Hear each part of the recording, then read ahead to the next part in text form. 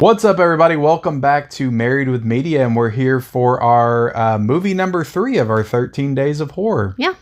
What are we watching tonight? So we are watching Night of the Creeps. Night of the Creeps. I tried to time this Blu-ray as you were saying it, but yeah, I'm excited to watch this one. I've never seen this movie. Yeah, and it stars 80s horror icon Tom Atkins. Gotcha. I don't know who that is. Yeah, well, you'll know. You'll find out. But didn't the chat help us add this one? I think this is one I knew I wanted to watch because this is one I've been hearing about for the longest time. Everybody loves this movie. Gotcha. And I just recently bought this Scream Factory Blu-ray, so gotcha. And yeah, I'm excited to watch it. I know nothing about this movie. Never heard of it. But that's not surprising. It's a 80s movie, and if you know me well, you know that I don't really like older movies. You don't, but you're going to have to watch a few of them this month. Yeah. We watched a bunch last Halloween. Yep. Right? Yep. And so far we've watched Fright Night this month. That was from 85. This is from 86, I think. And then we watched, the new Hellraiser movie. Gotcha. Yep. So yeah, this is Night of the Creeps. Let's go ahead and pop it in and give it a watch, and then we'll come back and we'll give our thoughts on it. All right, let's do it. Oh yeah, we're ready to get creepy. Look at that. That is a beautiful image. Let's do it. So we just got done watching Night of the Creeps. Yeah. That was a lot of fun. It was. That was a lot of fun. What did you think of the movie overall? Yeah, I thought... Are you on board with 80s horror yet? I don't know. I guess it's growing on me. Yeah. It's growing on me a little bit, especially when they're short and sweet like this movie. It came in at like an hour 30, hour 29 or something. Yeah, I think it was like an hour and 29. Yeah.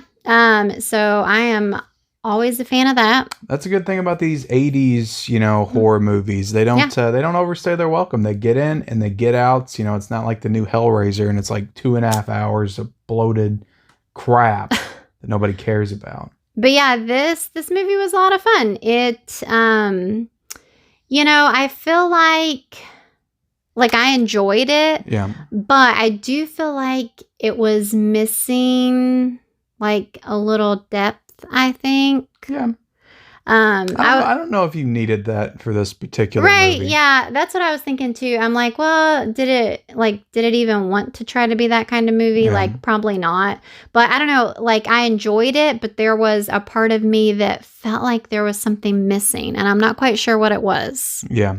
To me, I think we need to talk about the aliens in the beginning. Oh my gosh. Because you had a reaction to that, and I did as well. I knew this had aliens in it. I knew that was a part of the plot. Well, that was pretty funny. Yeah, the opening scene, if you've seen it, it's these weird looking aliens, and they kind of just look like little people. Yeah. But with alien faces. I don't know. They show their butt cheeks, and they just have it kind of their face, their mouth kind of reminded me of Chucky. Yeah. When he makes that scary face in the originals that you don't like, or that you do like the original Chucky. They had that I don't know how to do the face, but anyway. It's real scrunched up. Yeah, it just threw me for a loop. I was not expecting that. And I was just I wish we were recording my reaction, because I was just that's the first thing you said. I was I wish we should be recording this, because you had a reaction to that. I'm happy that you never saw them again.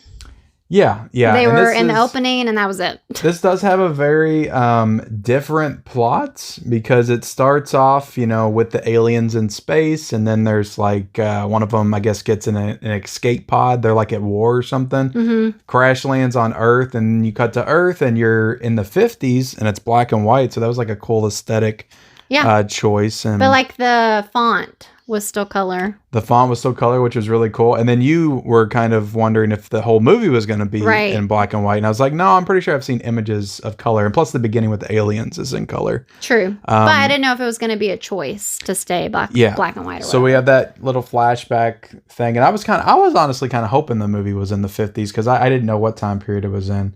Because I just like that aesthetic for movies, or that time period setting. But then you flash forward, and we're in the 80s, and all of that stuff is significant. because there's like these little like aliens slug things. Oh yeah, they're like slugs. Get inside the guy back in the 50s, the prom dates, I guess, or no, they're like in a fraternity or something. It's like it's a college setting. Yeah. And then he gets in like cryogenic sleep, and then, you know, flash forward, and he gets out, and the slugs get loose, and it's weird because it's aliens, but it's also zombies. So it's like both of them. Yeah, kind of. It kind of reminded me of, you've seen The Faculty, right? Yeah. It reminded me of The Faculty, like the little slug monsters that kind of just burrow themselves inside of people. Yeah. But it was a fun plot. It was. I liked it. Yeah. So you mentioned earlier that we watched Fright Night.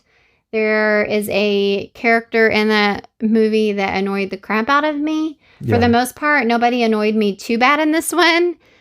The main female actress, I don't know if you know her name. I could probably figure it out on the cover. She kind of had this pouty... Jill Whitlow, I guess is her name. Gotcha.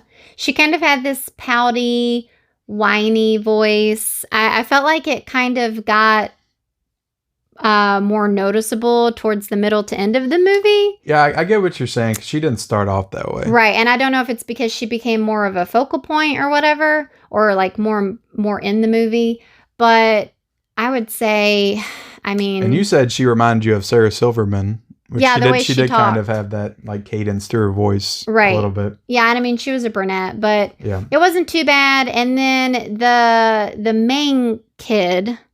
The main kid was Jason Lively, which like there was some of these kids look familiar to me, like especially like the bully like asshole guy, the head of the fraternity. Oh yeah, he really looked familiar to me. I don't know what I've seen him in. I know I've seen him in something. Yeah, the main kid looked familiar to me.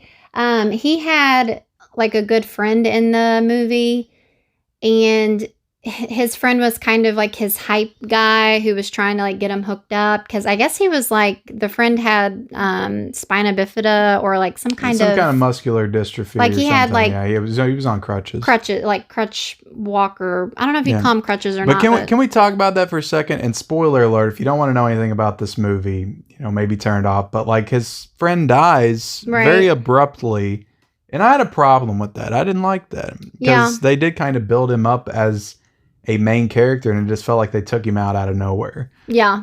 So I didn't think that was right. Well, I was going to say he was definitely more interesting than the kid that lived and got the girl. Yeah, I thought so too. He was a fun character. I liked him. Right. I liked him. So that was kind of the one kid that he has like reddish hair or whatever. He was okay. He was kind of bland, but yeah. I felt like the one kid with the handicap, like he had a real like good scene where he was able to like do some like real legitimate acting, I felt like. So yeah, I thought he was great, and they took him out. Yeah, he was always cracking jokes. And also that reminds me, so the who's the guy that you said was iconic and in... Okay, yeah, I was gonna ask you, what did you think of Tom Atkins? This is your first experience with Tom Atkins. So he definitely had all the like witty lines. The whole thrill me thing. Well, he like everything that he said, it was literally a catchphrase or something. Yeah. And I mean, at this point in his career, like he'd already done Halloween 3 and he did Creepshow, and I'm blanking on some of that, but he was in a lot of 80s horror movies. But I did like him. I did. He was kind of very well established at this point. But I enjoyed him. Yeah, he's still alive. He still does horror conventions and everything else. And he was probably How old is 50 when he did like this movie. 100? Yeah, like I don't know what he did before he became like the horror icon of the 80s, because he was like in his 40s when he was doing that. But he definitely, you know, gained a notoriety. He's been in other films too. He was in Lethal Weapon, and he's been in some other movies besides horror movies. But I love Tom Atkins. So yeah, I thought he was good. I enjoyed it. Just a real like charming, charismatic personality, and he's always fun in every movie that he's in. Yeah, it's funny because I would probably get a lot of crap for saying this, but I definitely enjoyed this one more than Fright Night. Oh yeah, I did too. It's just more fun. Yeah. obviously not as serious. I would say Fright Night was more serious than this one was. Fright Night, to me, the more I think about it, it didn't feel like it knew what it wanted to do. Yeah. Like it was like part goofy and part like wanting to be serious. Yeah. And it kind of felt like it couldn't balance those two things. Yeah. Whereas this movie knew exactly what it wanted to be, and it was that movie the whole time. Yeah. And like you mentioned earlier, I feel like this was just a different kind of story.